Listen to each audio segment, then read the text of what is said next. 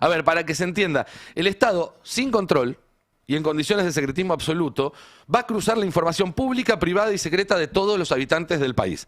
Tu ficha en ANSES, tus legajos laborales, tus registros bancarios, los resúmenes de las tarjetas, lo que posteas en las redes sociales. Todo eso va a estar en manos de la CIDE, que además crea una comunidad de información nacional donde cada ministerio, cada secretaría, cada oficina del Estado queda con la obligación de producir inteligencia a pedido de la CIDE. Es decir, que a partir de ahora cada funcionario es un espía en potencia de sus compañeros, de sus empleados, de sus jefes o de las personas o organizaciones con las que debe trabajar para cumplir su tarea. No sé si se entiende. Un empleado del Ministerio de Trabajo que trabaja con los sindicatos, la CIDE puede requerirle que grabe esas conversaciones, por ejemplo, y va a tener que hacerlo. Es una pesadilla salida de la mente retorcida de un jerarca de la Stasi, la policía secreta de la Alemania comunista. Una policía que llegó a tener cientos de miles de buchones que informaban a las autoridades sobre las vidas de sus amigos, de sus familiares, de sus compañeros, de sus clientes. Les recomiendo a quienes no hayan visto la película La vida de los otros, una película que reproduce la vida paranoica bajo ese tipo de sistemas que es... Iba a decir el sistema que quiere Milei implementar en la Argentina. El sistema Milei está implementando en la Argentina a partir de un decreto que ya corre y está en vigencia a partir de ahora. Probablemente mientras yo haga este editorial, lo que estoy diciendo se incorpore a mi archivo, ya automatizado a través de los servidores de Palantir o vaya a saber cuál compañía de Silicon Valley. Y para terminar y empezar a charlar y discutir esto con mis compañeros, vuelvo sobre algo que hablamos al principio de esta semana. En el mismo boletín oficial en el cual sale este decreto, se promulga finalmente la ley de inocencia fiscal. Ley que el gobierno estuvo promocionando todo este tiempo diciendo que no puede ser que todos seamos culpables hasta que se demuestre lo contrario y que nuestro dinero no tiene por qué dar explicaciones de dónde salió, excepto que exija o que exista un requerimiento previo, una sospecha previa fundada por parte de la justicia. Bueno, ese privilegio que a partir de hoy, de la promulgación de esta ley de inocencia fiscal, goza el dinero de quienes tienen dinero, el dinero de quienes tienen dinero de sobra, el dinero de quienes tienen dinero en negro de sobra, sin declarar, que pueden introducir al sistema de forma permanente, porque este es un blanqueo permanente, goza de ese privilegio de inocencia, de principio de inocencia, de los que a partir de esta nueva CIDE, vos, yo y cualquiera de los argentinos que laburamos para vivir, ya no tenemos.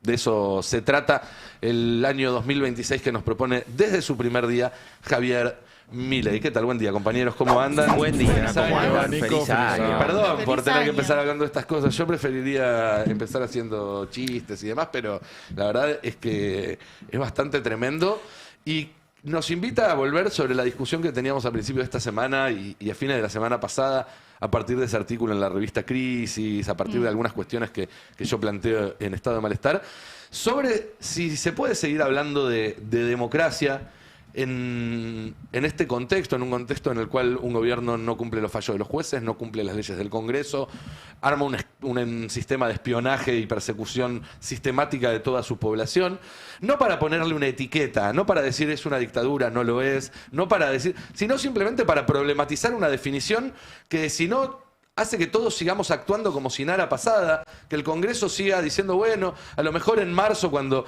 empiecen las sesiones ordinarias, podemos rechazar este DNU, que la Corte Suprema pueda seguir sin decir que si se puede o no gobernar por DNU de esta forma y planchando debates durante años, como si todo siguiera normal, cuando evidentemente nada sigue normal. Hay que tener en cuenta también que el decreto ya está en vigencia. El decreto entra en vigencia y que independientemente de lo que defina el Congreso, todo el tiempo en que esté publicado el decreto tiene validez y no es luego, si eventualmente en un futuro el Congreso lo rechaza, todo lo que haya ocurrido, lo que haya hecho la CIDE con estas nuevas atribuciones, tiene completa validez. Hay que tenerlo en cuenta porque no es la primera vez que se utiliza esta figura, el decreto, para tomar decisiones vinculadas a la CIDE. Recordaba también que el verano pasado fue la designación de Kravets ¿Te acordás que también convocó, generó que la Comisión Bicameral de Seguimiento de los Organismos de Inteligencia se autoconvoque en una condición que este año no lo puede hacer porque como hubo recambio parlamentario legislativo no tiene ni siquiera presidente hoy. Así es. Lustó era el encargado como miembro del Senado, pero bueno, ahora está en la Cámara de Diputados y ya perdió mandato como presidente de la Bicameral, por lo cual hoy también algunos de esos resortes institucionales que se podrían activar en este momento no lo pueden hacer porque están inhabilitados por estas cuestiones burocráticas. ¿Es todo un mes, aparte que no va a funcionar el Congreso? O sea, podría... Debería. Sí, debería convocarse, pues son comisiones permanentes. Pueden funcionar en cualquier momento. Y en 10 días el recinto también puede autoconvocarse para rechazar el decreto. En 10 días tiene que Diego Santilli Manuel Adorni mandar el decreto al Congreso para que lo apruebe o lo rechace. Ese es el plazo legal, pero de todas maneras lo mismo pasa con la Comisión de Trámite Legislativo, que es la que analiza los decretos de necesidad y urgencia, que también tiene la mitad sin conformar y por eso hoy va a haber varios pedidos de distintos bloques del Congreso para que Villarroel y Menem hagan lo propio y empiecen a convocar a estas comisiones para que primero se conformen y después para que puedan tratar, si así lo definen, este decreto. Así que a partir de ahora esta Gestapo, no sé, que puede entrar acá y detenernos a todos, ¿no? ¿Qué tendrán? ¿Un brazalete? ¿Cómo los identificamos? No los identificás. No los identificás, por ahí tienen un león. Perdón, me olvidé en el repaso de normas que hacía de un detalle que acá me acaba de marcar un oyente muy valioso. La Argentina se retiró en la ONU del protocolo contra la tortura. Sí. ¿Sí? Digo, y ahora le están dando a agentes de inteligencia la capacidad de detener gente y tenerla detenida, dice el menor tiempo posible, pero sabemos que 10 minutos, 30 minutos o 6 horas pueden ser una eternidad si te quieren sacar información mediante tortura o lo que fuera, antes de darle instancia a un juez. No solamente eso, sino que todo el accionar pasa a ser clasificado y además también la protección de fuentes y métodos. Con lo cual también recorta las atribuciones de control civil que va a tener o que tiene ya la agencia de inteligencia de ahora en adelante. Aparte estaba leyendo acá el decreto, porque o sea, querés modificar la ley de inteligencia, mandás un proyecto de ley al Congreso que cumpla todos los pasos y en todo caso se discutirá si el Congreso cree que hay que modificar la ley de inteligencia. ¿Por qué un decreto de necesidad y urgencia un 31 de diciembre? ¿No? ¿Qué explicación tiene?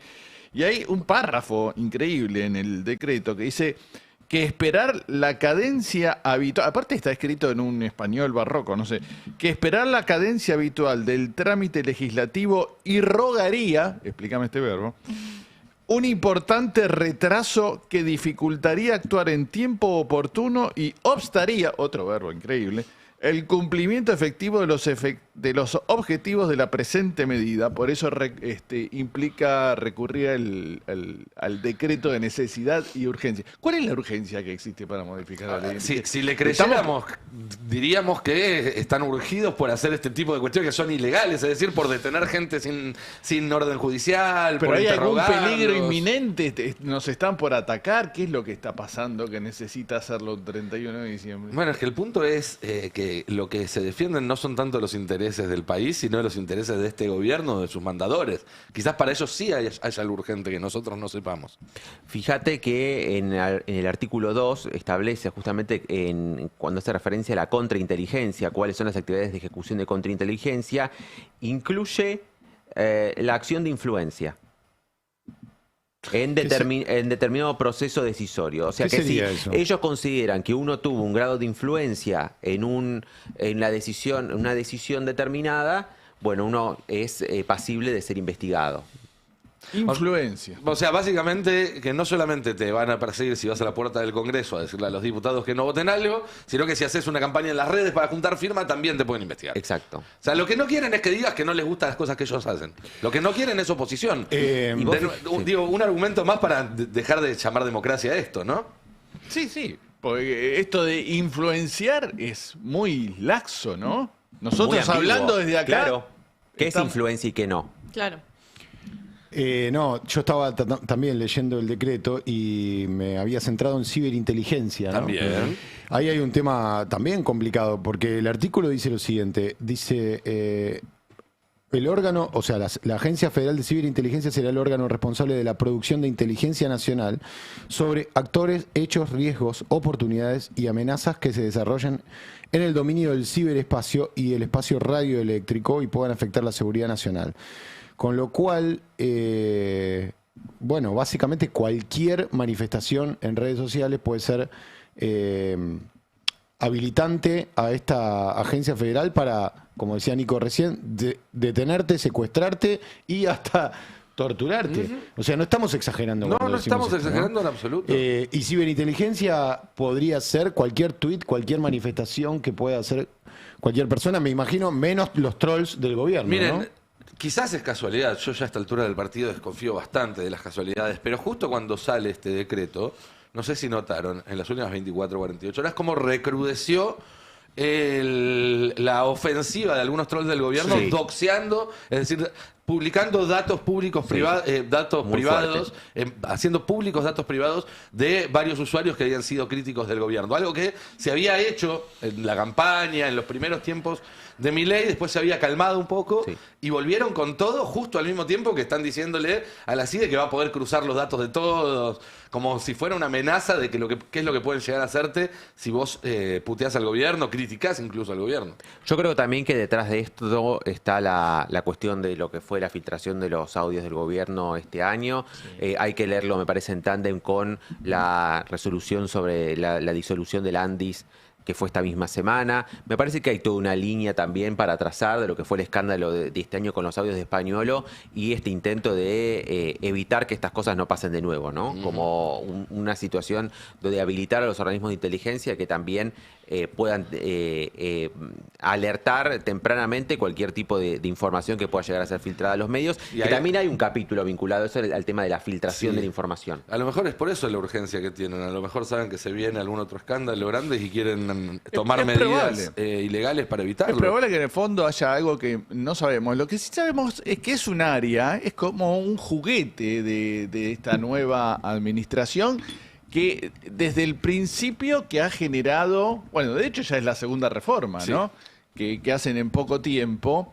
Recordemos que el primer jefe de gabinete, Nicolás Pose se llamaba, ¿no? Sí, ya me sí, olvidé sí, cómo Nicolás se llamaba. Pose. Se fue porque lo encontraron se- espiando la Karina. Sí, Y utilizaba a esto para Punto L. espiarse entre ellos, ¿no? Después hicieron la reforma, después también la salida de Neifer, todo un lío.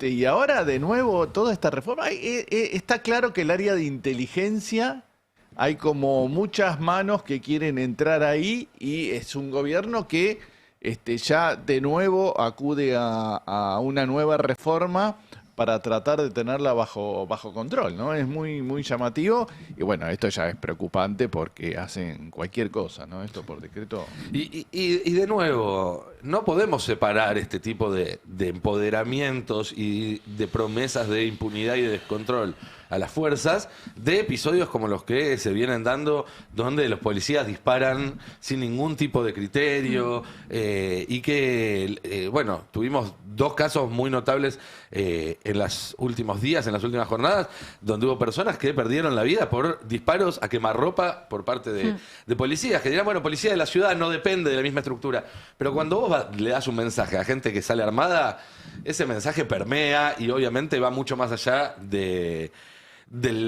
punto al que se refiere el gobierno, pero como después el Además gobierno... que, perdóname, Sí. además que Kravitz era el ex jefe de la policía, ¿no? Así el ex es. jefe político de la policía de la Y ciudad. ahora es ¿no? el número 2 de la CIDE. De la CIDE.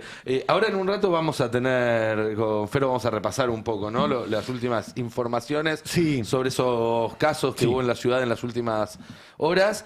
Obviamente vamos a estar repasando también con Cande cómo arranca el año económico con el cambio de las bandas y demás.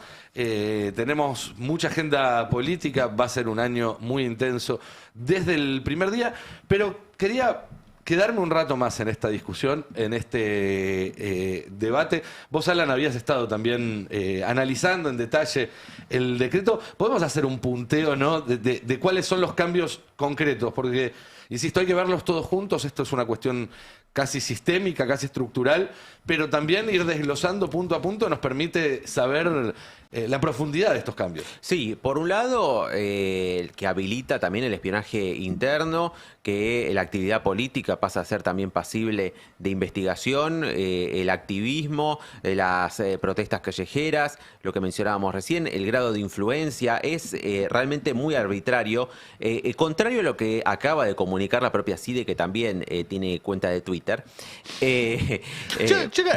¿Sabes que no me acuerdo de un comunicado oficial de la CIDE? Bueno, por lo menos no. Bueno, el nuevo jefe de la CIDE es el que tiene el perfil de Facebook público, ¿no? Y todo ese, ¿no? Cuando lo nombraron habían descubierto.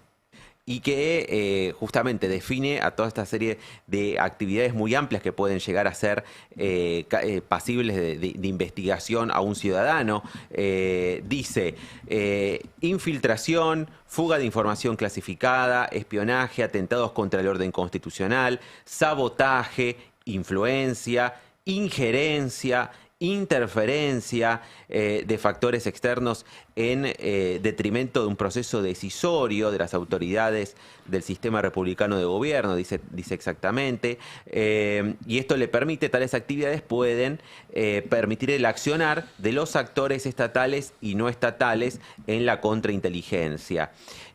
También dice que en el marco del desarrollo de actividades de inteligencia, auxilio o requerimiento judicial, también comisión de delitos en flagrancia, el personal de inteligencia podrá proceder a la aprehensión de personas, debiendo dar aviso inmediato a las fuerzas policiales y de seguridad. Esto es uno de los puntos, son como los 2 puntos, me parece, más destacados de las novedades que trae este decreto. Hay un dato ahí que me parece que es clave, porque la ley antimafia mismo dice, cuando habilita, en el caso de las zonas de emergencia y demás, dice que se pueden hacer detenciones, que se pueden hacer requisas y demás, sin previo aviso a la autoridad judicial. Sí. Pero ordena directamente informar a un juez, ¿no? Da un plazo de tiempo y informar a un juez. Claro. Acá dicen que tienen que informar a la policía, que a su vez, una vez que recibe esa información, tiene que corroborarla y después ir con un juez. Es decir, le están dando un margen de acción a la fuerza, a la inteligencia en realidad ahora, mucho más grande. Porque no es que si meten preso a alguien tienen que llamar inmediatamente al fiscal o al juez para avisarle. No, tienen que avisarle a la policía, que después verá si se toma un rato, media hora, 1 hora, 2 horas o 3 para informarle al fiscal o al juez. E insisto, van a chupar gente y los van a torturar para interrogarlos. Disculpen que lo diga de esta manera, pero cuando uno lee todo lo que vienen haciendo estos últimos 2 años, no hay otra conclusión posible que no sea esa. Y si la hubiera, por un tema casi diría distinto de supervivencia, bueno, tenés que tomar como hipótesis de trabajo la más grave, que es que básicamente están preparando todo para tener una policía secreta que se dedique a eso. Es decir, los agentes ahora van a tener poder de policía. Sí. No van a estar armados. Ni en... Sí, van a estar armados. ¿Por qué no? Se presume, iba a decir. Pero si esta misma ley les permite involucrarse en tiroteos, por ejemplo, para defender si ven que alguien viene a poner en riesgo una operación y demás, van a estar armados. Armados, sin identificar, con secreto absoluto sobre todo lo que hagan. ¿Esto debería actuar, es jurisdicción de un juez federal? Sí. Esto en un país más o menos serio tendría que hacer que los 3 jueces de la Corte Suprema suban el culo a sus jets privados, vuelvan de Punta del Este y digan ya mismo que esto es ilegal, que es inconstitucional y que no tiene vigencia. Eso no va a pasar. Hace 2 años que estamos esperando que digan algo del decreto 70. Bueno, el Congreso también tiene una función ahí, ¿no? Digo, si no lo hace el Poder Judicial, el Congreso pero ahí podría... el problema es este que mencionaba de cómo están hoy con vacantes las composiciones de ambas comisiones que se tienen que ocupar. Justamente hay hoy ya distintos bloques que se están pronunciando. El primero me parece que fue el de Provincias Unidas como bloque en general, que ya está pidiendo que se convoque de urgencia a ambas comisiones, la de trámite legislativo, que es la que analiza cualquier DNU, y la bicameral de seguimiento de los organismos de inteligencia, que además la bicameral sigue todos los organismos de inteligencia, no solamente la CIDE. Siempre se hace especial seguimiento en la CIDE, pero es potestad de esa bicameral que analice todos los organismos de inteligencia, porque además otra de las novedades que establece el decreto es que le da mayor poder a el Estado Mayor Conjunto militar para, para la inteligencia militar que ya realiza. Desarma el departamento del Ministerio de Defensa que controlaba la inteligencia militar. Exactamente. Le quita esa potestad al Ministerio de Defensa en manos de un civil, bueno, hasta antes de que asumiera Presti, y se los da al Estado Mayor Conjunto. En este caso, claro, como es el mismo, el ministro de Defensa ahora que el jefe del ejército, es como que queda todo dentro de la misma jurisdicción. Absolutamente, no hay barreras que separen el ámbito de inteligencia militar, el control civil, la inteligencia de seguridad, la inteligencia criminal.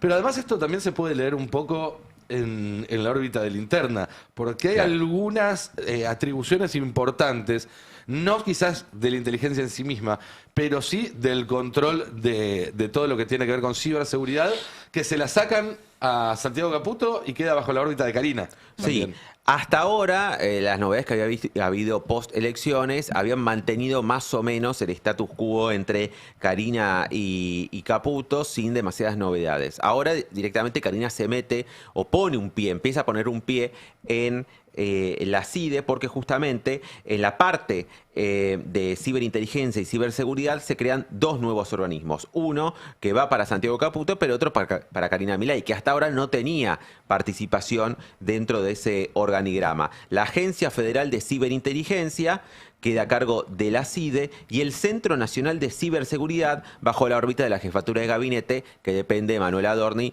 hombre de Karina Milei. Básicamente lo que hacen es separar la utilización de las redes sociales y de la tecnología para recabar información de lo que sería la responsabilidad de Argentina de proteger sus propias redes y sus propios sistemas digitales.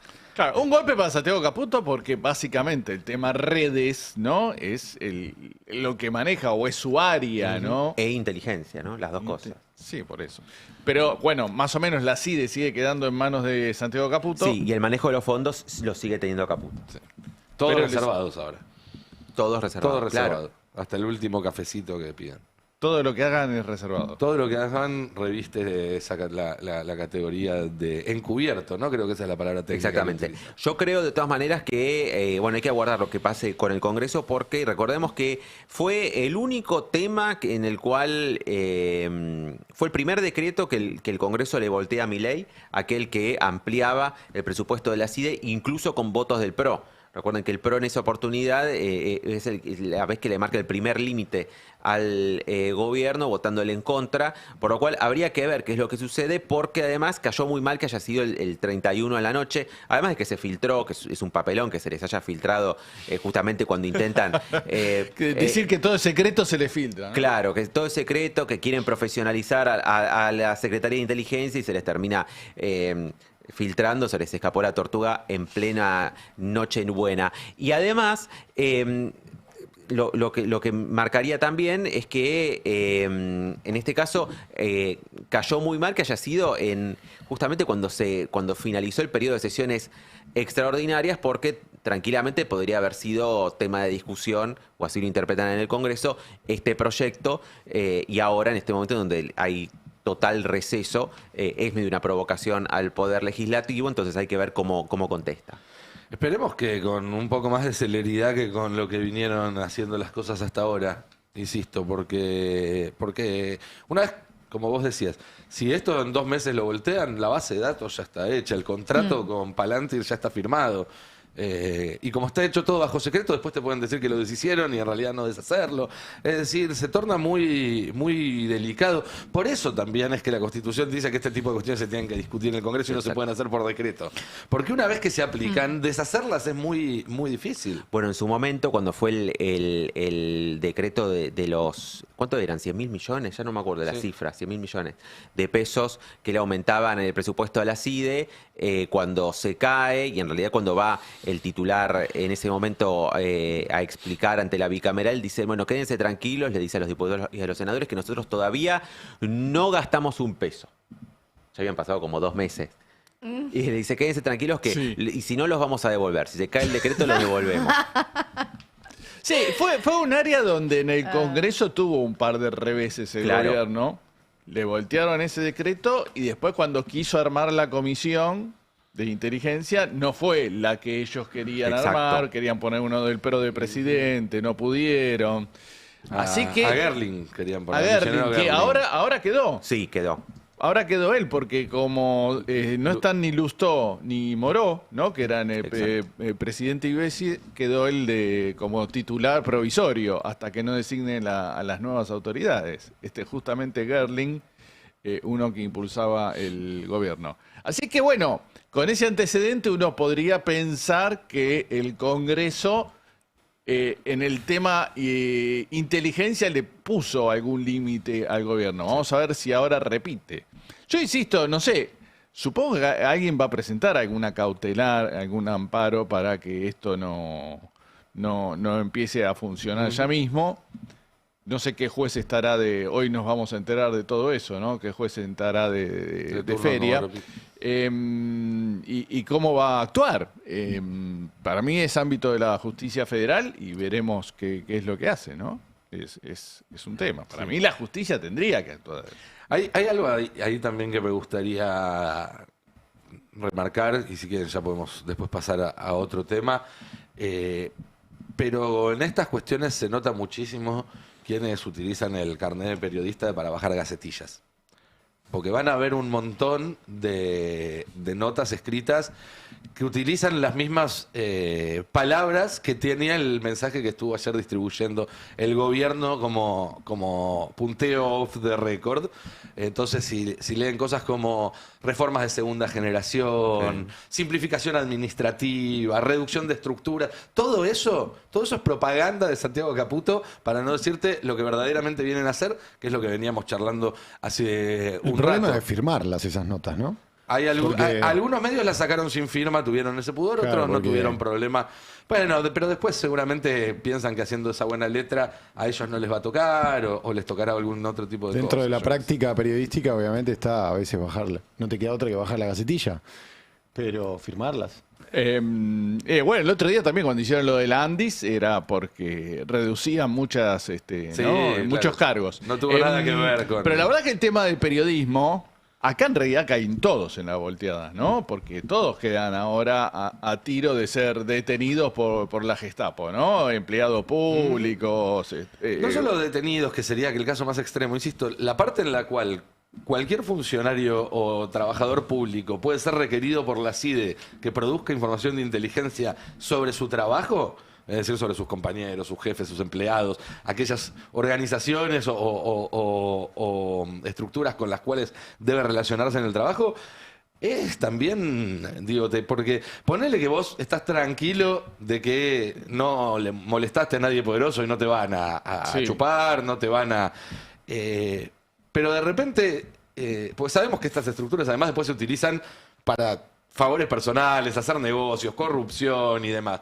Bueno, y empezás a desconfiar de todos, del que se sienta al lado tuyo en el laburo, de tu jefe, se genera una especie, transforma a la administración pública nacional en una especie de Sí, hormiguero de claro, espionaje. todos. Tengamos en cuenta también una lectura que advertía también Topo Rodríguez, el exdiputado, que justamente establece que también en todos los organismos del Estado puede haber contrainteligencia o pueden ser utilizados para hacer contrainteligencia por sus propios titulares. O sea, no solamente es el gabinete, pueden ser también rectores de universidades nacionales, en el CONICET, en los hospitales públicos que tienen Así gestión nacional. Es decir, está habilitado a hacer inteligencia interna absolutamente cualquier estamento que tenga algún resquicio de autoridad el gobierno nacional. Y aparte genera en un punto, a vos te denunció penalmente el presidente, a Ari también, que consideren que algo que estamos diciendo o está diciendo genera algún riesgo para la seguridad nacional, ¿no? Y pueden venir, entonces un agente de la CID dice, acompáñeme, usted no puede salir más al aire hasta que no consideremos que, ¿no? Sí. O si damos a conocer una información que ellos creen que es crítica, bueno, pueden tomar, no solamente pueden reaccionar ante eso, pueden tomar medidas para evitar que suceda. Lo dice literalmente el decreto. Pueden tomar medidas preventivas para evitar filtraciones de información crítica. Yo eso lo tomo prácticamente como una amenaza a cualquiera que quiera ejercer el periodismo crítico. Y de última en también la te Argentina. autocensurás, ¿no? Claro, por supuesto. Eso es lo que buscan. Eso es lo que mejor funciona. Eso es lo que buscan, sin ninguna duda. Pero bueno, todo esto para no hablar de las excelentes noticias que la economía le brinda a cada uno de los argentinos en este año, que seguramente estará lleno de prosperidad y aumentos de sueldo. ¿Eh? ¿No? ¿Quién habló de aumento de sueldo? ¿Alguien No dijo va a haber sueldo? ningún aumento de sueldo por decreto a todo el fuerte gabinete. para los, Eso es Ah. cierto. para los ministros. Eso es Bueno, cierto. perdón por no ser parte de la administración pública. ¿Cuántos son los ministros? ¿6? ¿8? 8, 9 creo que son Bueno, ahora, 9 sí. aumentos de sueldo trae el 2026. Claro. ¿Pero solo a ellos o también a...? No, creo que los No, secretarios. también secretarios, Ah. sí. Yo ¿Y creo los que- empleados? No.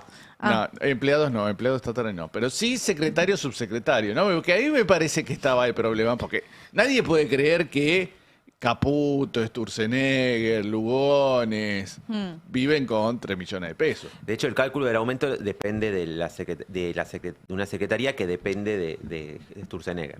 Claro. Claro. Bueno, yo quiero hablar de lo que se modifica hoy, que tiene que ver con el cambio del Las régimen bandas. cambiario. No cambia tu sueldo, pero cambia la evolución del dólar. Por ende, cambia tu sueldo en dólares, podría pensarse. En la placa 6 tenemos el gráfico de lo que va a ser este cambio de bandas. En realidad, el esquema es el mismo. Sigue habiendo un techo y un piso. En el gráfico que estamos viendo en imagen, ni aparece el piso, porque la realidad es que a nadie le importa el piso del dólar, porque estas promesas de que iba a caer como un piano, de que cuando cayera, entonces el Banco Central iba a poder comprar dólares. Bueno, estamos en un sistema cambiario muy parecido al del principio de la gestión de Caputo, que es este crawling peg, ¿no? Esta evolución todos los meses en esta devaluación del dólar. Y lo que vemos en pantalla es la línea roja, que es la evolución del dólar oficial, el promedio que tiene esa evolución, y el techo viejo en azul y el techo nuevo en celeste. ¿Cómo se hace esta proyección? Bueno, según lo que dice que va a ser la inflación, el relevamiento de expectativas del mercado, entonces no va a ser exacta, porque lo que vamos a tener ahora es un régimen cambiario atado a la inflación, atado al último dato disponible. Por eso hoy en enero aumenta un 2,5% ese valor del techo del dólar. Pero sí vemos que es un techo que va más para arriba de lo que iba el techo anterior, con un dólar que siempre estuvo muy cerca de esa línea, ¿no? Siempre estuvo como merodeando, viendo si la podía pasar o no. Hubo momentos, y sobre todo en las cotizaciones paralelas, pensando en el contado con liquidación, incluso con el MEP, y ni hablar del Blue, que ese dólar superó varias veces el techo de la banda, pero ahí estuvo la estrategia del Tesoro de salir a vender dólares y mantenerlo dentro de este esquema. La pregunta que surge ahora es, bueno, si alcanza esta modificación en el régimen cambiario para las alertas en relación al valor del dólar, si alcanza para juntar los dólares que necesita el gobierno para pagar la deuda. En la placa 5 tenemos esta estimación de Profit Consultora, que es, bueno, cuánto estaría valiendo el dólar en su techo a medida que se acerque, a medida que vayan pasando los meses, y ahí tenemos el 1.564, que es como arranca el dólar en enero, 1.597 en febrero y llega a julio con 1.737 pesos. Es una diferencia de 100 puntos en relación a la evolución previa del techo de la banda. Por eso esa pregunta, ¿no? En relación a si alcanza o no alcanza. ¿Hoy es 1.564? ¿O Sí. arranca con 1.564? Que es un aumento del 2,5%, sí. 1564 serían unos 100 mangos más que ahora, ¿no? Ciento y poco Un poco mangos menos, más. sí. Sí, Porque el ese es tema es el que ahora no valor está en el mayorista. techo de la banda, sí. No, claro. Claro. Pero sería el margen que recorrería si se acomodara como viene haciéndolo al nuevo techo. Exacto. Y acá un cuadro que yo sé que no es tan ameno, pero se los voy a explicar, porque en la placa 7 tenemos la evolución de las compras del Banco Central. Digo, cuando yo digo alcanza este valor, uno me puede decir, bueno, ¿alcanza para qué? Depende para qué, va a alcanzar o no va a alcanzar. Y acá tenemos las compras que hizo el Banco Central a lo largo de los años, del 2003 al 2025. Yo marqué en en rojito ese cuadro que dice 198, los dólares que logró acumular, si se quiere, el Banco Central en un año donde hubo más meses en negativo que meses en positivo y hubo muchos meses directamente en cero, ¿no? En términos de qué compras pudo hacer el Banco Central en el 2025. Un recorrido muy parecido a 2017-2018, que los marqué con el puntito en rojo de este cuadro que le robé amablemente a Cristian Buteler, pero que marcan un año similar.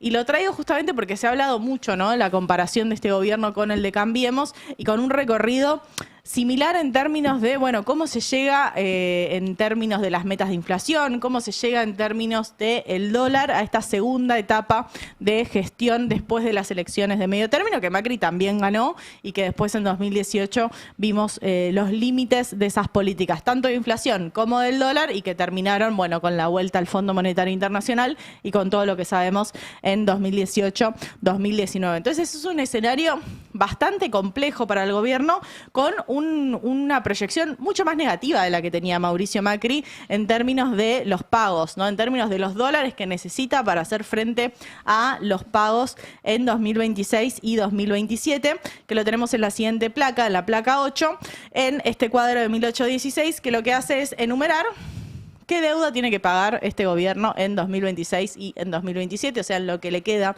de gestión a Javier Milei. Y ahí tenemos, bueno, el total del 2026 son 18.000 millones de dólares. Estamos hablando de bonos a privados del Fondo Monetario Internacional, al cual ya le tenemos que empezar a pagar. Nosotros vivimos estos años con el fondo dándonos plata, ahora hay que empezar a pagarle. Pero lo que esa pasa plata es que nos ellos pagó. adelantaron 20.000 millones, ¿no? Se suponía 14.000. 14.000. Sí. Y Suponía que había era mil, para cumplir con mil esto. más que tenían que entrar ahora y no entraron.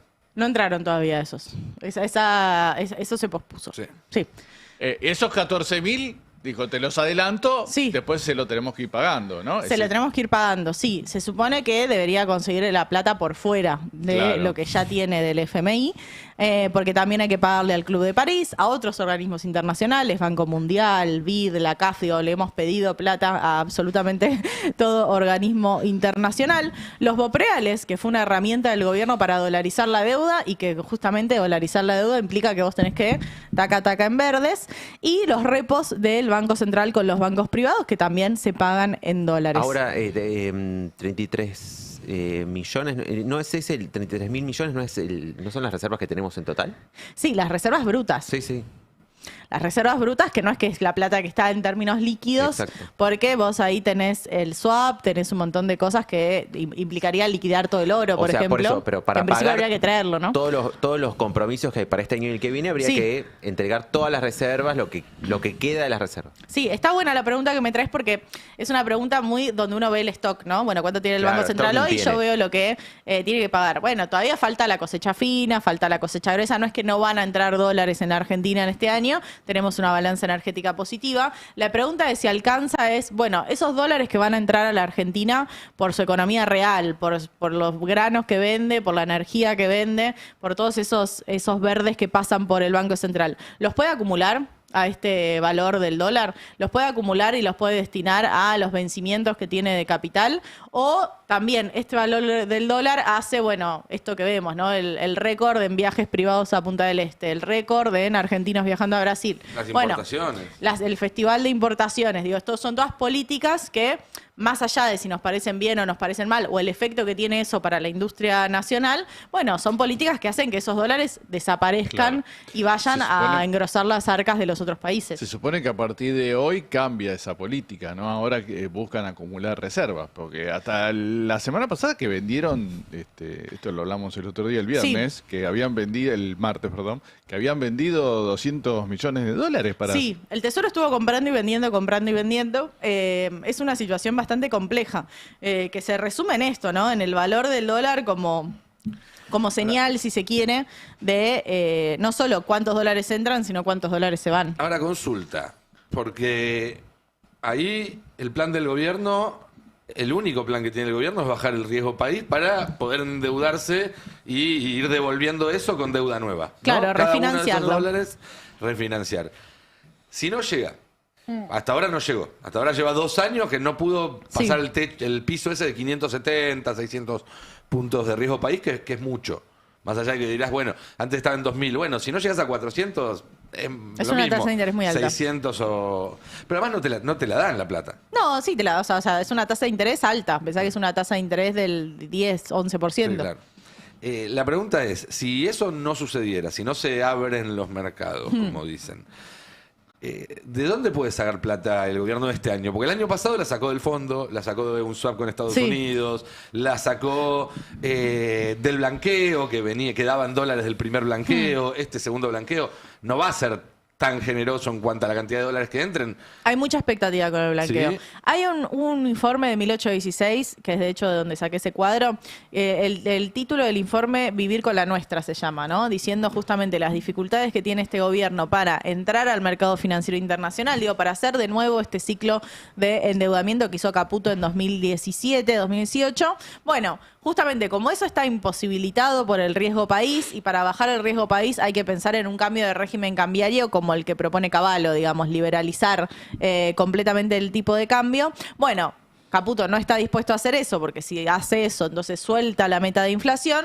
Ante ese escenario dicen, bueno, vivamos con la nuestra. ¿Qué quiere decir vivamos con la nuestra? Bueno, la ley de inocencia fiscal que permita entrar dólares al Banco Central y que esos dólares se usen para impulsar la economía interna. Tratar de hacer una nueva licitación de deuda en dólares de parte del gobierno. Volver a un poco las estrategias que hizo Caputo en los últimos meses. Dos cuestiones. Se confirmó que le había pedido Caputo a Puyaro que ponga los bonos acá en Argentina, que están en Nueva York, 800 millones, y después... y Puyaro igual los mantuvo... No, dijo que no, que de ninguna manera. Hasta que no sea necesario van a estar en legislación neoyorquina. Exactamente. Y después, la otra cuestión es que se va a avanzar ya con la privatización del Belgrano Cargas, que la anunciaron y la reanunciaron 8.000 veces. ¿Hay oferentes para eso?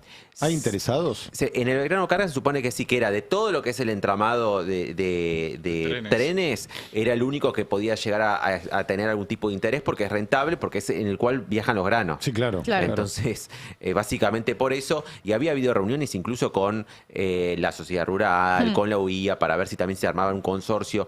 Hay que esperar ahora a conocer la licitación y los detalles. Pero sí, interesados había, o era al menos la línea más rentable de todas. Claro. Pero son como dos vías que las que estuvo explorando el gobierno en estas horas para también intentar captar algo de dólares en este mes de enero. Sí, tiene que captar todos los dólares que pueda de manera interna, porque del mercado financiero externo es una puerta que sigue cerrada gracias a el volumen 1, Caputo, ¿no? Gracias a su gestión previa en el Ministerio de Economía con el gobierno de Mauricio Macri, pero es una situación muy compleja porque además vos tenés un cambio de régimen cambiario en enero, donde vos ya decís, bueno, lo que venía haciendo no me alcanzaba. Recuerden que antes de que se anunciara este cambio en el techo de la banda, Caputo decía las bandas están perfectamente calibradas. Claro. Entonces, hay un primer torcer el brazo.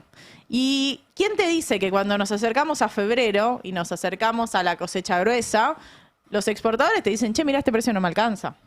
Pero claro que van a que es un poco lo que pasó el año pasado, en la previa del anuncio del nuevo programa con el Fondo Monetario Internacional. Yo leí a Sturzenegger en unos tweets. Héroes de la producción nacional. Diciendo, claro, que la gente que se iba afuera y gastaba los dólares en otros países, en realidad eran héroes porque promovían que los exportadores exportaran más, ¿no? Y así conseguíamos más dólares para nutrir esa salida permanente, esa sangría que tenemos.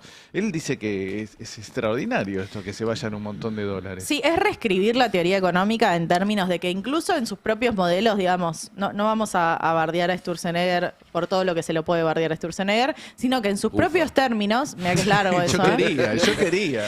No, más allá de eso, en sus propios términos, para que sirva ese modelo donde vos, yéndote a hacer turismo afuera, eso promueve un precio del dólar, todo atravesado por un precio del dólar que está intervenido.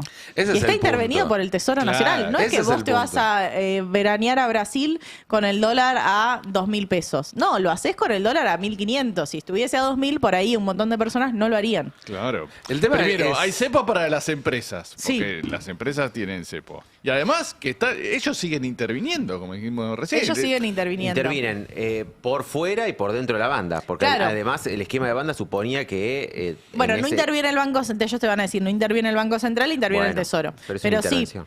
sí, y además en una intervención donde vos lo que haces es fomentar el turismo extranjero, porque le haces que sea más barato vacacionar afuera que vacacionar adentro, y haces más baratas las importaciones. Entonces la destrucción sobre la industria también está intervenida. Digo, el Tesoro vende dólares para que la industria sea más cara en términos relativos con la industria que se compra en el resto del mundo. Entonces es un modelo que no cierra y a la vez el gobierno está en una encrucijada, porque si libera el tipo de cambio, libera el dólar, ¿qué pasa con la inflación? Claro. Pero la teoría de Sturzenegger aplicaría Sí. si no hubiera cepo y si no intervendrían. Entonces, Sería discutible. Sería discutible, sí, diría en yo. esos casos. Claro. Acá lo que hay es una hipocresía absoluta Una que paparruchada. roza prácticamente la psicopatía en realidad, porque están queriendo convencer de que las cosas funcionan de una manera, pero no funcionan, porque Claro. ellos mismos están haciéndolas en el sentido contrario. Claro. Yo Está- creo que fue está- baiteo. es, gaslighting, como se dice ahora, ¿no? En inglés. Para Es- mí fue baiteo, dijo una boludez para que lo Y ya. levanten, porque si no, no se entiende. aparte, de cierta manera, sigue estimulando que la gente se vaya. No creo que Nadie va a tomar la decisión Sí, porque nadie va a tomar la Sturzenegger decisión porque dice- le digan que sos un héroe, pero también te estimula. Y ya, bueno, el gobierno le parece bárbaro. Igual creo que más que el baiteo hay una cosa de, bueno, digamos tantas veces que no hay cepo que la gente sale a defendernos diciendo sacaron el cepo, aunque sigue estando. Digamos que el dólar es libre, aunque no sea libre, para que la gente use ese argumento para defenderlo. Bueno, como pero de- para la mayoría termina siendo libre. Depende, porque O sea, no si es los deter- pocos o sea, actores que... Eso, no es para quienes determinan el rumbo de la economía, que son los más influyentes, pero para el común de la gente que antes le molestaba que no podía comprar $100, aunque Sí. por ahí el poder adquisitivo ni siquiera le daba para eso, bueno, puede comprar, tiene esa posibilidad. Sí, está Lo que claro, no tenés está es claro. plata. Lo que no tenés es plata Claro. para comprarlo y por eso también está el precio que está. Si la gente tuviera plata para comprar Desde dólares, ya. saldría más caro. Es así, es así, es así. Sí. Cuando decimos que el ancla es tu bolsillo, es básicamente eso. El dólar está barato. Qué pena que no tengo para comprar dólares. No, no es qué pena que tengo. El dólar está barato porque no tenés para comprar Sí. dólares. Y déjame hacerte una pregunta más sobre economía antes de pasar al resto de la agenda. Tell me. ¿Y la actividad económica? ¿Los empleos, los salarios, el consumo? Digo, ¿hay algo en los planes del gobierno para el 2026 que por lo menos simule estar preocupándose porque la gente viva un poquito mejor? No diría la gente. Hay una actividad económica en estas dos Argentinas donde vos tenés a la minería, tenés a las actividades extractivas, tenés al agro con buenas cosechas, tanto en la cosecha fina como en la cosecha gruesa. Digo, hay ciertos sectores de la economía que les está yendo bien. Ahora, no son los sectores mano de obra intensivos, ¿no? No son los sectores que se orientan al mercado interno, sino todo lo contrario, son los sectores que se orientan al mercado externo. Y ese es un objetivo del gobierno, no es un problema para el gobierno, sino que es su hoja de ruta. Entonces, el único foco que hay para el 2026 en términos de recuperación económica es el proyecto de inocencia fiscal. Es que personas que tienen flujos de capital informalmente, sea de donde sea que viene ese capital, lo pongan y se compren autos, se compren departamentos, digo, impulsen un poco ese movimiento económico. Pero de nuevo, es difícil creer que alguien va a blanquear parte de su capital y se va a poner un negocio y va a emplear gente. ¿Se entiende lo que digo? Claro. Como tiene mucho más que ver con consumos más específicos que con dinamizar estructuralmente la economía super argentina. mega inversiones archi ultra rigi. El gobierno la seguirá esperando. Digo, no hubo ninguna que no estuviese anunciada ya, ¿no? Pero bueno, es Pero algo digo, que, por que ahí sigue no va a esperando venir el la gobierno. reactivación. No pareciera que fuera a venir. Y yo creo que ellos hace mucho dicen esto del Sí, RI, pero... Si se aprueba la reforma laboral, seguramente haya una activación en el sector de plataformas. La economía de plataformas se va a profundizar. Van a aparecer muchas plataformas Pero para ya poder hubo. precarizar más. Si uno veía los números de Rappi, digo, el crecimiento que Sí. tuvo Rappi en el último año, no solo en términos de la demanda, sino en términos de la cantidad de trabajadores que se fueron a esa plataforma a trabajar, habla de ese cambio en el mercado laboral argentino. No creo que la legislación modifique eso. Realmente no lo creo. Che, y Elon Musk, no, yo estoy desilusionado con él. ¿No? El ¿Por hombre qué? que más millonario de la Tierra no puso ni $1 acá. Ni un dólar en acá. lo de su amigo. Vos pensaste que iba a poner plata. Ni Yo uno pensé de que los 750 mil millones de dólares que tiene. Yo pensé que íbamos a tener una fábrica de Tesla ¿Vos te en pensás que cada se hizo barrio. rico firmando cheques? No, ¿no? Pero qué desilusión. Nadie No. viene acá al paraíso del libre mercado. Bueno, Y es un paraíso raro, es un paraíso de libre mercado raro. Tampoco hubo novedades de la supuesta inversión de 25 mil millones de OpenIA, que no era de OpenIA, Tampoco, ni era una ¿no? inversión, ni era de 25 mil millones.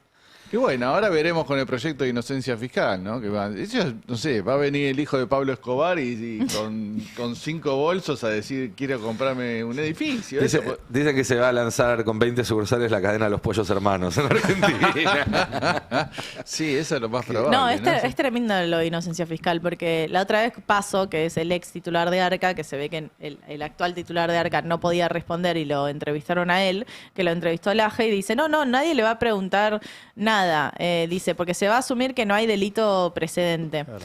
Y Laje le dice, bueno, pero vos no sabes de dónde viene la plata. No, pero nosotros como apostamos, digo, le creemos que no. Es como, bueno, ¿y qué te pensás? ¿Que el narcotraficante te va a venir y va a decir, sí, yo te pido perdón, te mentí, te pido Soy perdón, narco. no eran fondos legales, te pido milis. Es raro la justificación. A mí, perdón que... Pero, No, No, dale, dale, dale. dale. No, porque yo me voy a ir un poquito de tema. Continúa. no, que en realidad a esta altura del partido lo raro es que no unamos las puntas. Esa ley fue escrita por una persona que se tuvo que bajar de la candidatura cuando se comprobó que un narco le estaba financiando la campaña. Se presupone que se compró una mansión y un auto. Es decir... No, perdóname, no se presupone. No, se compró una mansión y un auto, se presupone que con plata del Claro. narco. Es decir, hay que hacer un verdadero esfuerzo para no creer que estas cosas están hechas a propósito. Que este gobierno, cuyo presidente tiene como abogado al abogado del mismo narco, que votando esta ley levantó la mano una mina que la engancharon con un ladrillo de merca en Estados Unidos, que tiene como ministro de Justicia al dueño de un bufé de abogados que hizo millones y millones de dólares defendiendo a narcos. Entonces, lo raro es que no estamos todos diciendo que este es un gobierno narco, porque Claro. este es un gobierno narco. Es que yo creo que nos confundimos si no era anarcocapitalismo. Es que el narcotráfico, cuando uno mira, digamos, la descripción del anarcocapitalismo tal como la imaginan esta gente, bueno, un sistema donde las grandes corporaciones, entre ellas, regulen a la sociedad, entre ellas manejen la seguridad, ellas manejen la plata. Bueno, el narcotráfico es el anarcocapitalismo realmente existente. Es una corporación capitalista sin reglas, sin leyes, sin control estatal. Sí, dice, prefiero la mafia al Estado. Absolutamente. Entonces, me parece eso, que lo raro no es que no pidan explicaciones, lo raro es que nosotros no estemos sabiendo explicarle a la gente que lo que hay es un gobierno que por lo menos parcialmente está tomado por el narcotráfico y está haciendo cambios en la estructura legal argentina para beneficiar al narcotráfico, al mismo tiempo que hace otros para perseguir a los ciudadanos que decimos esas cosas. Esa es la realidad. Y recuerden que el presidente le regaló a todo el gabinete justamente un libro que abona y que sigue estos preceptos. Absolutamente. Los narcos son buenos, el trabajo infantil está todo bien, pegarle a las mujeres dentro de casa está todo bien, Lo loco, etcétera, es que, etcétera. lo loco es que siga vigente una ley de drogas que es totalmente contradictoria con esto que estamos Bueno, no planteando. des ideas. ¿Eh? No es idea que No, ya no, va a salir sí. un decreto No, claro, derogatorio. si van a, Sí, mira, las si doy. vas a... Pero Las doy. no es contradictorio, porque es una ley que está basada Claro. en un paradigma que utiliza la excusa de las drogas para Claro. hacer otra cosa, de la misma manera que utiliza la excusa del narcotráfico para aplicar la ley antimafias contra organizaciones que, Por supuesto. que pelean. Un cambio en la ley de drogas actual habilitaría al Estado a regular el mercado y justamente lo que no quiere el narcotráfico es que el Estado regule el mercado. Con lo cual abonamos a tu explicación que dabas recién, Nico, lo que digo que es contradictorio en el discurso Sí. punitivista de, por ejemplo, Patricia Bullrich, ¿no? O ahora Alejandra Monteoliva. ¿Qué tiene que ver ese discurso? En realidad tiene mucho que ver, pero está asociado a una ley penal que en realidad va en contracorriente de la política que tiene este gobierno, que es dejar que el mercado de las drogas se regule por afuera del Estado, ¿no? Y bueno, muchas veces lo regula la fuerza de seguridad. Sin duda. Es más, en el mejor de los casos, Claro. el mercado de las drogas lo regulan la fuerza de seguridad por afuera. Sí, En porque el lo que mejor de los termina casos. pasando después, si no, es que las organizaciones narcos regulan a las fuerzas de seguridad. Sí, el mejor ejemplo de eso es Rosario. Sí. Santa Sí, sí, Fe. sí, sin duda. Por eso hubo una pacificación. ¿De dónde viene esa pacificación en Rosario, chicos? No seamos ingenuos. Hicieron lo que tenían que hacer, Sí, sí, sí. que es sentarse con las autoridades del negocio de narcotráfico y pacificar. Bueno, en fin. No, y yo, volviendo un segundito, Sí. porque me interesa el tema de las palabras, y hablando de esto también, es curioso, ¿no? Porque la ley se llama de presunción de inocencia fiscal, ¿no? En realidad, no de inocencia fiscal. Y es todo lo que el gobierno no hace en el resto de los delitos penales, ¿no? O sobre todo los que tienen que ver con los homicidios, con la llamada inseguridad, ¿no? Ahí no hay presunción de inocencia. Así murió Gabriel González. Así es, así es. Ahora en un rato vamos a... Mataron a Gabriel González. Sí, Claro. lo mataron. No, pero quería hablar con Fer Siveira porque nosotros hacemos una descripción realmente muy preocupante de la realidad y hay una parte de la dirigencia política, incluso de la opositora, que pareciera estar en jauja. Porque ahora pareciera que la salida de todo esto sigue el circo de Dante Hebel. Así es. Digo, sigue, porque acá lo contó Jonathan Negre hace varios meses. Alan también estuvo dándonos información hace algunas semanas y ahora vos nos traes un nuevo capítulo de esto. Sí, es raro, ¿no? Esto que se hizo antes de fin de año. Es malo, diría, más que es raro. Un lanzamiento como de una agrupación. Primero te quería comentar, si vemos el paño 3, porque Axel Kicillof, que es, digamos, hoy por hoy la figura más presidenciable, ¿no? del peronismo, hizo un encuentro en los últimos días, primero con la conducción de la CGT y después con la conducción de las dos CTA, ¿no? Si vemos ahí los encuentros que tuvo Axel, en el caso de la CGT estuvieron dos de los secretarios o cosecretarios generales, ahí vemos la foto, estuvo con Sola y estuvo con Octavio Argüello, que es de camioneros, y además estuvo Daer, estuvieron los Moyano en ese encuentro. Este es con la CTA, con Yasky, con Cachorro Godoy. Fue el encuentro, los dos de fin de año. Bueno, estuvieron hablando tema, obviamente, el rechazo a la reforma laboral, que ahora pasó para febrero, de cómo se va a discutir eso en los próximos días. Fue la entrevista con las centrales oficiales, pero lo que llama la atención de este nuevo espacio que se lanzó el día antes de Año Nuevo, Consolidación Argentina, nombre extravagante, ¿no? ¿Qué estamos consolidando? Porque ellos dicen que, bueno, hay un cambio y la consolidación vendría a ser consolidar un cambio. Se hizo un encuentro en el Club de Pescadores, donde, En la Costanera.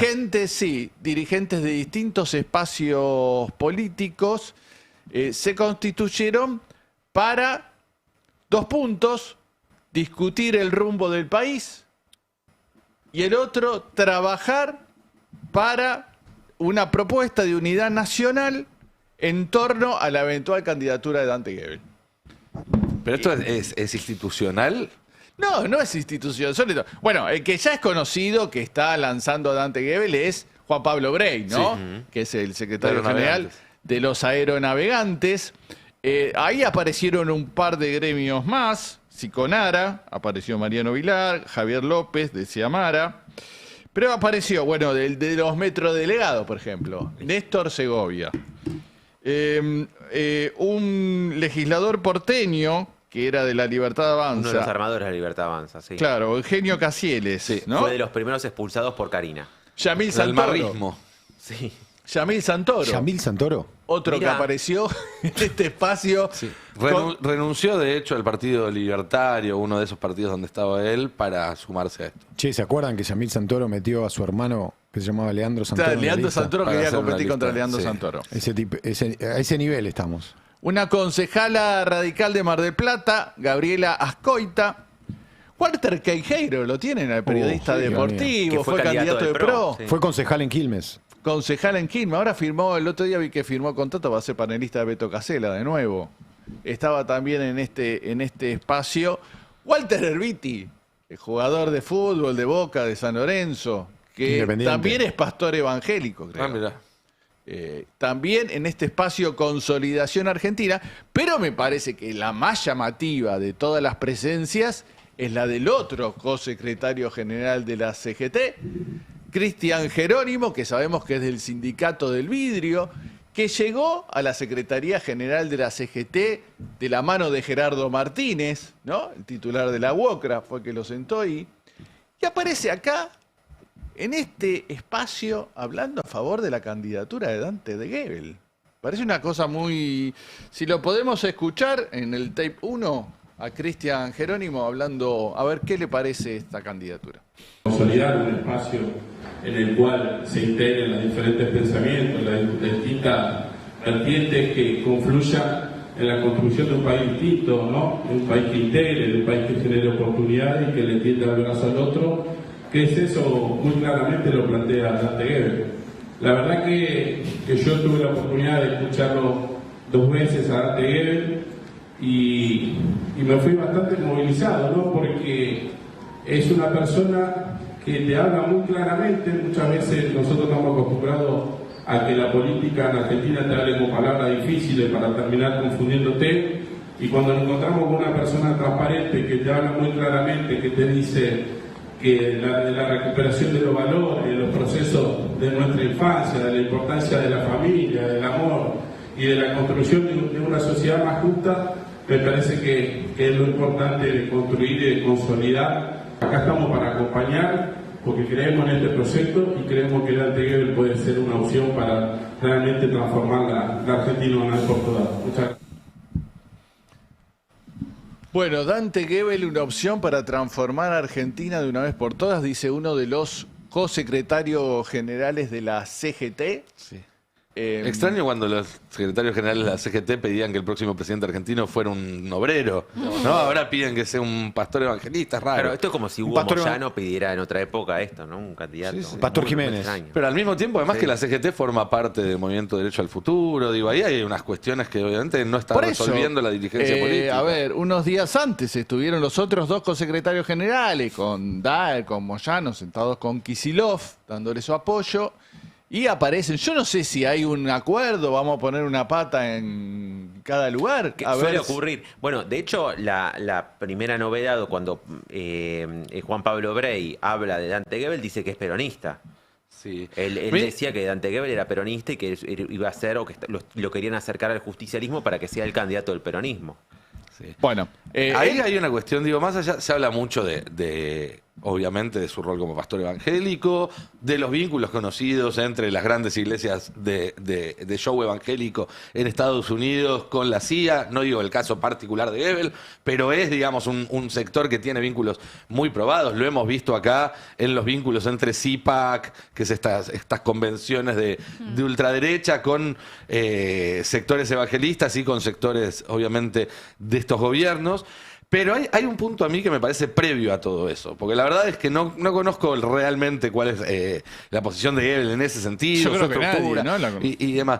Pero estamos hablando de un multimillonario que no vive en la Argentina. Sí. ¿Desde cuándo se naturaliza que un multimillonario que no vive en la Argentina pueda ser presidente de Argentina? Ni siquiera digo del peronismo, que me parece que es contrario a cualquier cosa. No. Pero ¿desde cuándo vas a ver que es bueno para la Argentina alguien que no tiene los problemas de los argentinos? Me parece que ahí hay una cuestión básica que habría que problematizar mucho antes que empezar a discutir el rol del evangelismo, su ideología, sus posiciones sobre algunas cuestiones de derechos personales y demás. ¿Qué es eso? Chile tuvo un candidato en esta última elección presidencial que sacó casi el 15%, que hizo campaña desde Estados Unidos porque sin pisar el país. Bueno, no me gustaría que normalicemos una cosa así para la Argentina. Igual vos sabés que cuando, ya lo hablamos esto, pero cuando se anunció el apoyo de Estados Unidos en las elecciones, mi reacción inicial y como instintiva fue, el pueblo va a rechazar Claro. va a rechazar esta injerencia tan deliberada y tan marcada, y sin embargo pasó todo lo contrario. Así que no nos extrañe que parte de este cambio cultural, Nico, que vos estás interpretando muy bien en tu podcast, Estado de Malestar, te paso el chivito. Muchísimas gracias. Bueno, que no nos sorprenda que a un sector cada vez más amplio de la sociedad le parezca bien que esta especie de mesías, tal como lo plantea acá ese compañero de la CGT que escuchábamos recién, venga de afuera, ¿no? Es que justamente en el guebelismo dicen que como Milei es El guebelismo presidente... me mata, ya, el guebelismo ya es un montón. Como Milei es presidente, que justamente creen que hay una ventana de oportunidad para este tipo de candidaturas. ¿Cómo y por podemos eso, seguir bajando todavía ¿Cómo más la empeoramos vara? más? ¿Cómo empeoramos más la situación? por eso creen que hay un acompañamiento que puede darse justamente para alguien que viene de Estados Unidos o que vive desde hace muchos años allí, que tiene además un enorme presupuesto. Por ahí tiene buenísimas intenciones, Gebel, no sé, habría Sí. que escucharlo un poco más. Los liderazgos religiosos son peligrosos más allá de la religión. En principio, sí. Imaginen, tenemos a Milei, ¿no? Que es un doctrinario de su libertarianismo, pero igual después muestra cierto pragmatismo con esta economía heterodoxa que aplica. Imagínate un tipo que dice que habla en representación de Dios. Estás al horno, o sea, porque no hay ninguna justificación, es pensamiento No, y además religioso. Está, Mesiánico. Está en contra del Por aborto, supuesto. está en contra Bueno, que se tenga sexo antes del matrimonio. ¿De quién hablamos? ¿De Milei o de Gebel? No, de Gebel en este caso, y lo defiende ahora. Claro. Digamos, no son videos de Sí, archivo bueno, si de es un hace pastor. 10 años. Igual yo lo escuché, es raro, ¿no? Como que hace chistes y después Es muy carismático. Este Como año va a intentar llenar un River. dice algo de religión. Bueno, eso sería una especie de lanzamiento, ¿no? Ya ha llenado Que se estadio. llenó Vélez. No, ya ha llenado River en su momento hace más de 10 años, Claro. alguna vez. Y recordemos que compartió escenario con Scioli y con Palito Ortega en algún momento de su carrera. Yo lo escuché el último programa en Radio 10, ¿no? ¿Qué está? Están, sí. Creo que está en Canal 13 Y en Canal 13. y en Radio 10. Dijo que se iba a tomar unos días de descanso y iba a pensar qué decisión iba a tomar respecto a su eventual candidatura presidencial. Él dice, yo no lo tengo ni pensado, es algo que surgió, me hicieron una pregunta en la televisión, dije eso, y bueno, Pero bueno, ahora ya ahora hay No, un pero- espacio que se empieza a formar. Uno de los secretarios generales de la CGT, para mí es el un dato, montón. ¿no? ¿Sabes que me liquida un poco eso? Que el discurso de uno de los secretarios del CGT que escuchamos recién utiliza una narrativa siempre asociada a espacios que vienen por afuera del peronismo, esto de transformar la Argentina definitivamente, que no significa nada, pero a la vez son conceptos que en general vienen del otro lado. Claro, porque ¿qué está diciendo? Está diciendo, vamos a sacar el peronismo, ¿no? ¿No es eso? Bueno, Transformar la Argentina. interpretación de ese tipo de mensaje va por ahí siempre, ¿no? Esto del cambio, la transformación, ¿no? Que además es, si uno empieza a analizar lo que estamos un poco más grandes y ya vimos muchas campañas electorales, digo, están todo el tiempo hablando de cambio, ya empieza a ser el cambio del cambio del cambio del cambio. Esas ¿no? porque son palabras que se sabe que miden bien, que Bueno, funcionan. pero que la en utilice determinada- el jefe de la CGT, uno de los Claro, secretarios sí, claro. generales de CGT, impacta un poco. Cambio Sí, ahora es eufemismo también- para decir antiperonismo. Sí. Estamos con el Exactamente. cambio, es antiperonismo. Ahora, también hay una cuestión, porque acá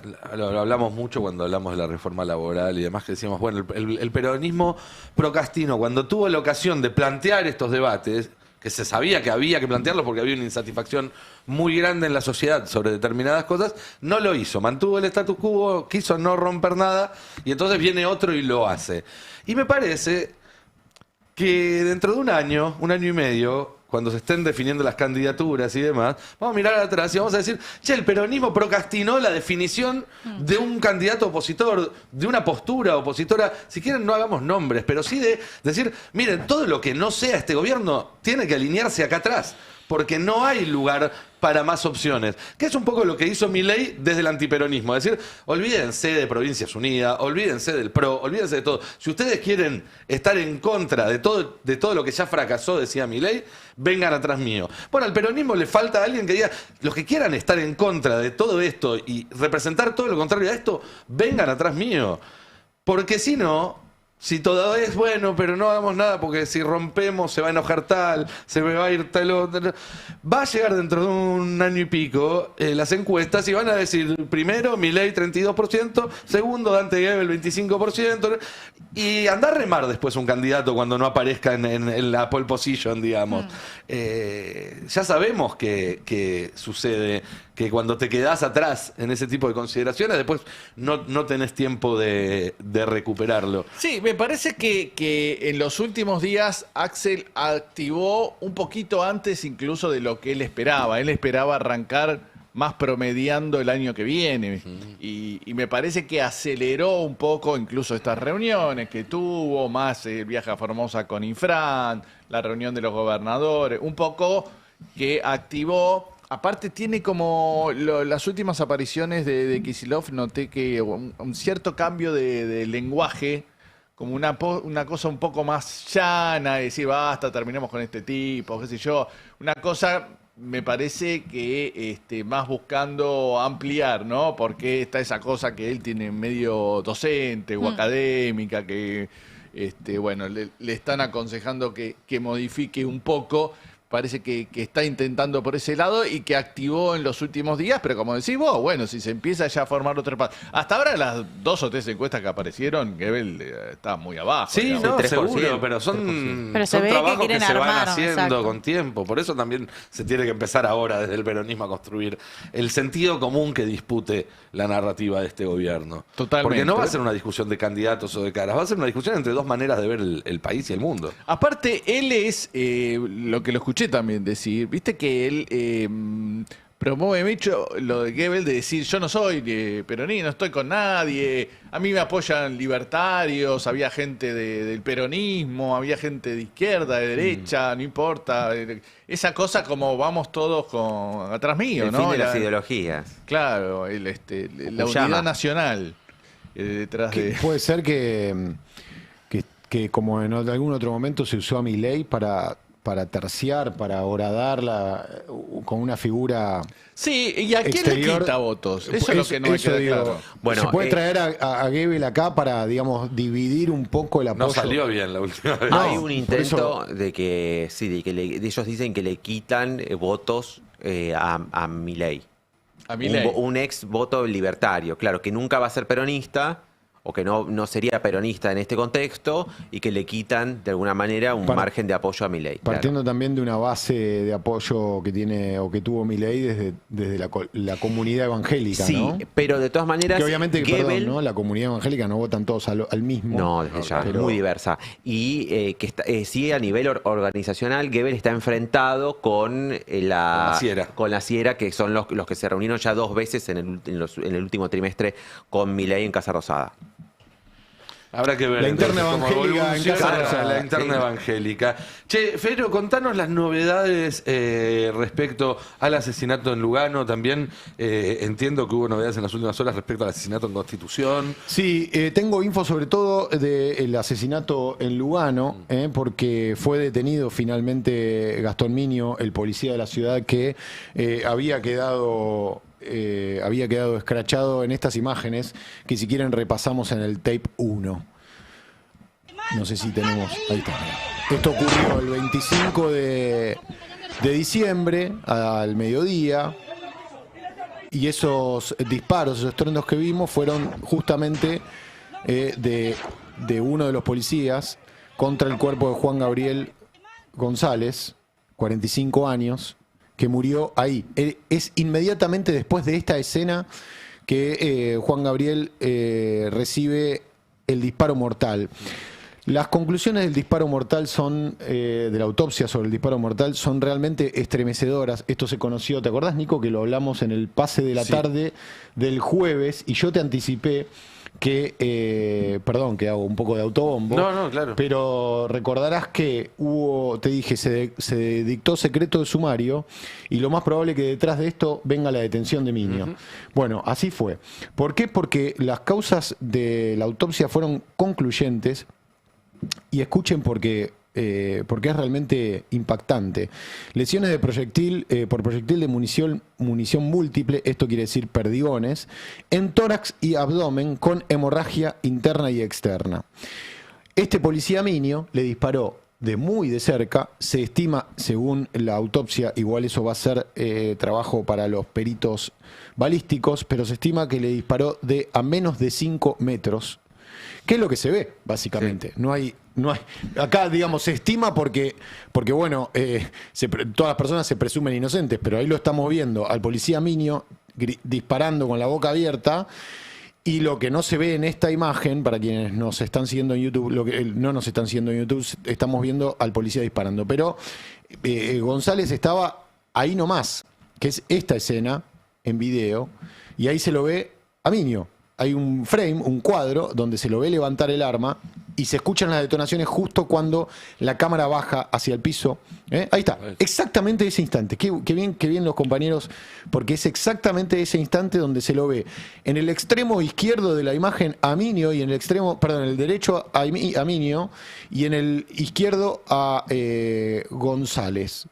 González en cuero, descalzo, con un shortcito y sin nada en la mano. Y esto lo aclaro porque la modulación que dio la policía cuando avisó al SAME, cuando avisó a los refuerzos y cuando finalmente ya Minio estaba muerto, siendo trasladado por el SAME, pero muerto, González siendo trasladado muerto, el aviso que dieron a la justicia fue que era un herido de arma blanca y que la policía había intervenido por una pelea en riña, una riña con herido de arma blanca. Entonces, siempre cuando mata a alguien la policía dice que había un enfrentamiento. Sí, claro. La pregunta, Fero, vos que conoces esto, es si alguien no hubiera filmado esto, ¿hoy estaríamos hablando de lo mismo o estaríamos hablando de un caso archivado porque se mataron en un enfrentamiento entre dos vecinos de la villa? Se acabó la discusión. Mirá, yo siempre uso el ejemplo de Santiago Maldonado, que no hubo ninguna filmación y se murió ahogado, supuestamente,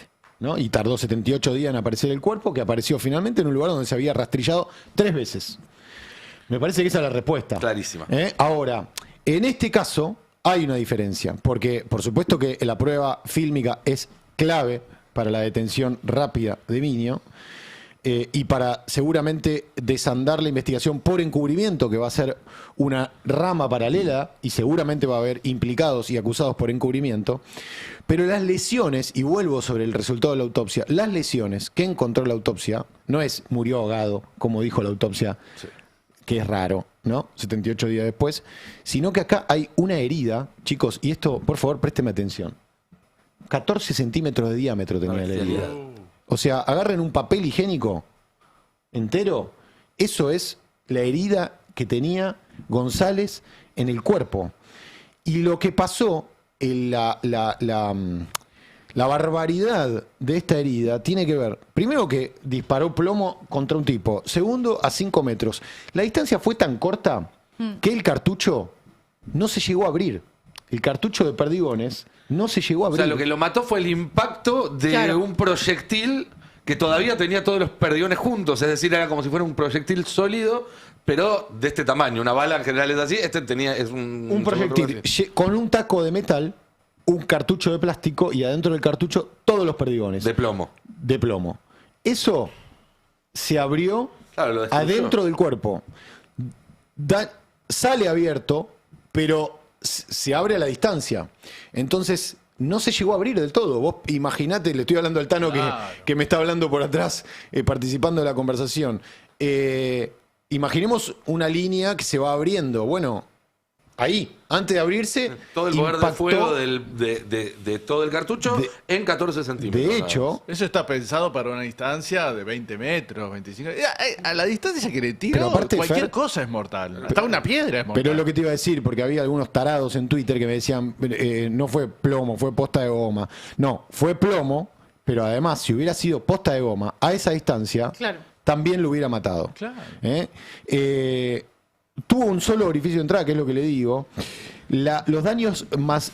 imagínate que se desperdigó adentro de su cuerpo.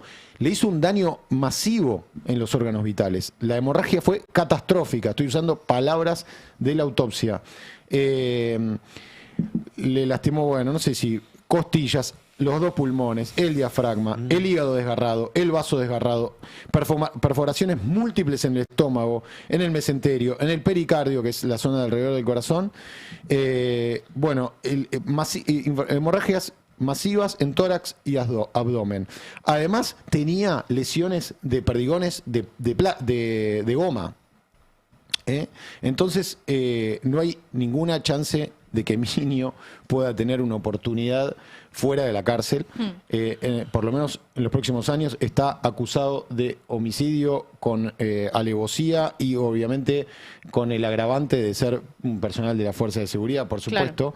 Es imposible que no sepa que disparar esa arma a esa distancia va a provocar la muerte de la persona. Eso es lo que me cuesta entender. Y que además, le va a significar consecuencias legales muy complicadas también, ¿no? Ahí Son las dos entra el cuestiones. discurso del gobierno que les dice Exactamente. dispará, dispará, dispará. Después, obviamente la ley es otra cosa, pero uno no puede separar la prédica de Milei, de Bullrich, diciendo los de azul son los buenos, con esta decisión de ante la duda disparar. Sí.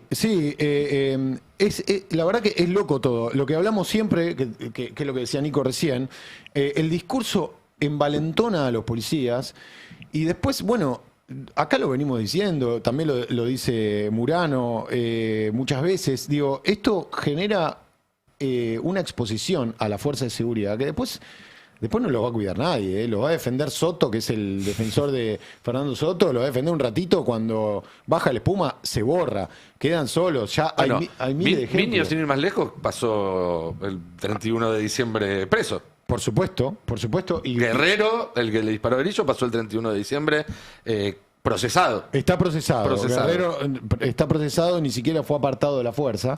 Pero sí, está procesado. Y podemos hablar de Rivaldi, que es el que gaseó a la nena. Y están presos con perpetua los 3 policías de la brigada de la policía de la ciudad que mataron a Lucas González en noviembre del 2021 y le clavaron una pistola en el auto para simular también un enfrentamiento. Y esto lo traigo a colación, insisto, porque la policía de la ciudad informó al juzgado, y hay un quilombo bárbaro con esto que también te lo dije en el pase del destape, en el pase de la tarde del jueves. Hay un quilombo bárbaro entre el juzgado que investiga eso, que es el Nacional 20, con la policía de la ciudad por haber informado que había sido una riña y una pelea entre vecinos y que los vecinos apuñalaron a González. Por eso habían sido detenidos por homicidio al principio, después liberados, los vecinos Nelly, Dante, que es el hijo de González, y Néstor, que es el que se ve en ese video de remera verde y gorra roja. Nelly recibió además un perdionazo en la pierna, ¿no? Sí, están todos recibieron de todo, están todos lastimados. Es realmente un enchastre judicial por el dibujo que hizo la policía de la ciudad, tan acostumbrada ya a encubrir a su propia fuerza, que la verdad que debería revisarse ese concepto de policía moderna que nos trajo Macri cuando la creó, ¿no? Ahora hay un tema con la feria, hay un tema porque la jueza era subrogante, pero bueno, obviamente que, y además porque la causa está bajo secreto de sumario todavía, pero obviamente que esto va a seguir, se va a seguir investigando. Y por supuesto, está bastante claro que Minio fue el que le disparó y el que mató a González, pero estemos atentos, vamos a estar atentos y lo vamos a estar siguiendo, toda la causa de encubrimiento y la investigación, porque esto no sabemos hasta dónde llega. Porque esto puede llegar hasta un jefe, seguramente va a llegar a un comisario, porque los policías son verticales y hay alguien que decide ese encubrimiento. No son los policías que se mandan solos. No, seguro. Por supuesto que la responsabilidad política siempre queda inmune, ¿no? No, y va a ser interesante también comparar con el otro caso que creo que no está filmado, el de Constitución. El de Constitución. ¿Ese está filmado o no? No, entiendo que no. Tiene el... No, Entiendo se que habla de nuevo de un cuchillo. Sí. O sea, hay que tomarlo con pinzas, obviamente, teniendo caso. Y Estamos hablando de una persona en situación de calle. Sí, una persona en situación de calle que falleció en las últimas horas, Sí, además. exactamente. Estaba con heridas. Si quieren, la semana que viene traemos un poquito más de información sobre ese. Pero sí, bueno, es una práctica ya bastante estandarizada de la policía de la ciudad. Y vos decías, Cande, que no podía no saber que iba a matar. Claro. Y yo lo primero que me salió cuando vi este video el 25 de diciembre fue hay que hacer un narcotest a todos estos policías. Claro. Porque los policías también festejan la noche anterior, ¿no? Sí. Y hay que ver qué sustancias usan para festejar y qué los envalentona o los pone de esta forma, sin ningún tipo de motivo. No hay ningún tipo de motivo para dispararle a menos de Exacto. 5 metros a nadie, Además, pero mucho menos en estas circunstancias. Pero además se ve la secuencia, Sí. que es que llega la camioneta, el tipo se baja, apunta, dispara y vuelve a refugiarse atrás de la camioneta. Fue lo único que hizo. No es que estaba, porque uno dirá, por ejemplo, Acorralado. en una situación, en una manifestación con muchísima gente, que de repente un grupo de policías sale mal el operativo, queda medio encerrado, piensa que puede correr peligro, estaba en una situación que se estaba desbordando. No. El tipo llega en la camioneta, baja y le dispara. A quemarropa. A quemarropa. No hay manera de decir que hubo una intención distinta. El tipo podría haber bajado y dejado el arma arriba de la camioneta si no quería disparar. Pero Podría haber escúchame. dejado el seguro puesto. Podría haber no apretado el gatillo. Nico, ¿cuántos policías hay en esa escena? Eso. 10 policías, ninguno tenía una taser. Bueno, pero eso rom- yo lo conté. ¿No estabas vos? No sé si No. lo contaste. No estaba yo, lo hablamos por privado. Pero, también, gracias por hacerme acordar porque también es terrible. digo, perdón, Sí. termino el concepto. Tanto rompieron las pelotas con la taser Sí. y yo me oponía a la taser. Digo, yo no le importa a nadie lo que opine yo. Pero éramos un montón los que nos oponíamos. Y la verdad que hoy te digo, bueno, si hubieran usado la taser acá, por ahí lo mataban de un infarto porque el tipo tenía problemas, digo, porque también ocurre eso con la taser. Pero Las chances eran bastante más bajas las que chances si eran te bajas. tiran un- Si ellos mismos se encargaron de promocionar y de intentar instalar el uso de la taser, ¿qué pasa? ¿Son ciudadanos de segunda? Exactamente. ¿La taser, La está, re- la pero- taser está para usar en Recoleta? La respuesta es esa, eso es lo que te iba a contar. Yo hablé con gente del gobierno de la ciudad y pregunté, che, ¿qué pasa con las taser? Porque fue en parte de la conversación en esos días. Y me dijeron, mira, lo que pasa con las taser es que son muy caras, entonces hay muy pocas. Porque no solamente hay que pagar cuando las compras, los cartuchos que se utilizan son muy caros y además tienen fecha de vencimiento, entonces si no lo usas en unos meses tenés que comprar cartuchos nuevos. Qué miedo un policía queriendo usar el cartucho. Y los se policías me vence mañana disparemos.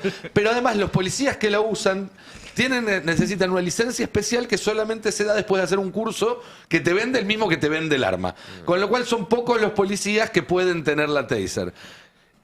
¿Y dónde están esas pocas taser? Pregunté yo. Y me dijeron, en otras áreas. Esa fue la explicación que me dieron. Yo vi algunos ¿Qué policías otras en áreas? estación de subte. ¿Qué otras áreas? Y me dijeron, Belgrano, Palermo, Recoleta, Retiro, Aeroparque, algunas estaciones neurálgicas de subte. Claro. Pero es decir, básicamente me estaban diciendo, la vida de alguien que vive en Lugano, la vida de un villero, de alguien que vive en la calle, no vale tanto como lo que cuestan las taser. ¿Y sabés por Entonces qué? le disparamos con plomo, que es más barato. ¿Y sabes No, por qué no. se da eso, Nico, también?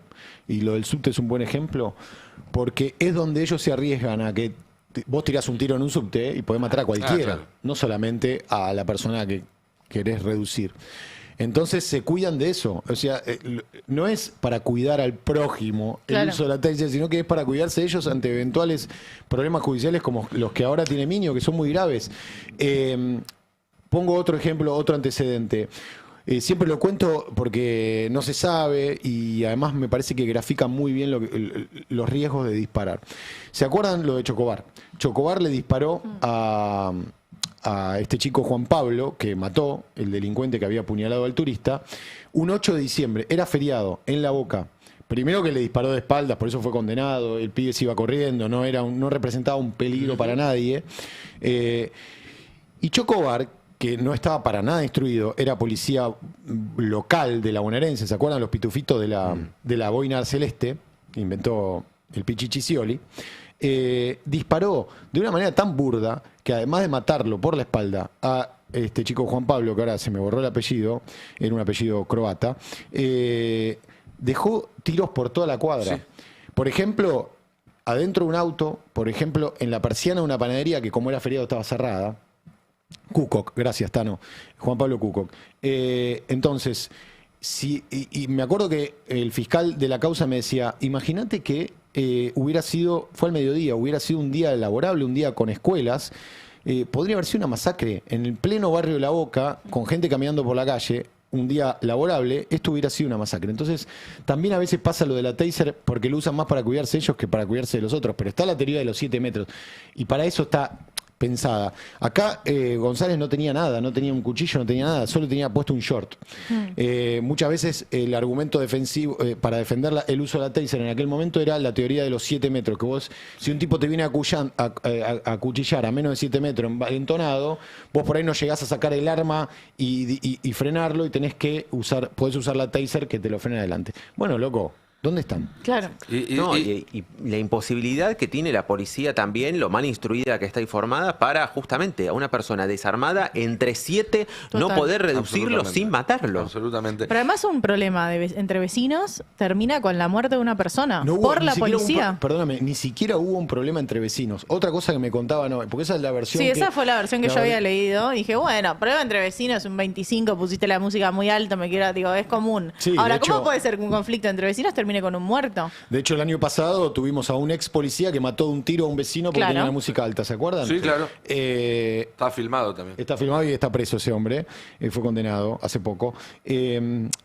Acá ni siquiera hubo un grupo de vecinos, pero lo que me contaban hoy a la mañana que pregunté es que me decían la policía estuvo muy picante. Los vecinos dicen que la policía estuvo picante todo el día en el barrio. Hubo varias situaciones parecidas, Claro. sacando gente de la calle que escuchaba música, que estaba ahí. Estaban todos Claro, como no la era un diputada conflicto de Santillán vecinos. celebrando las fiestas. Y sí, claro, era un probable. problema de la policía que fue y quedó... Ahora- tenía ganas de molestar a la gente. Voy a agregar un último detalle, porque decimos que obviamente estos policías terminan presos y que la protección de Bullrich llega hasta cierto punto y después no. Hasta que le sirve.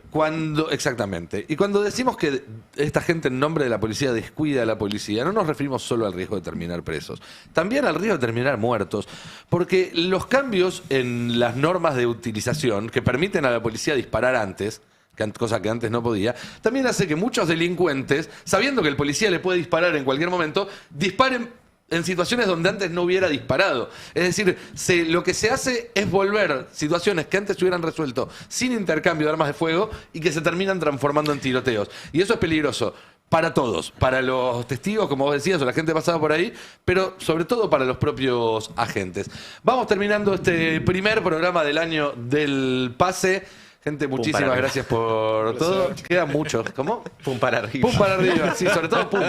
Más pum que para arriba. Más que para arriba, Para sí, abajo. para adelante. Sigan en el Destape con toda la programación de verano, que se parece mucho a la programación habitual. Nosotros nos reencontraremos el lunes a las 10 de la mañana para continuar con esto. Tengan todos un excelente fin de semana y ojo que me le vigila, muchachos. La noticia no espera. Nosotros tampoco. El Destape 1070. Radio y punto.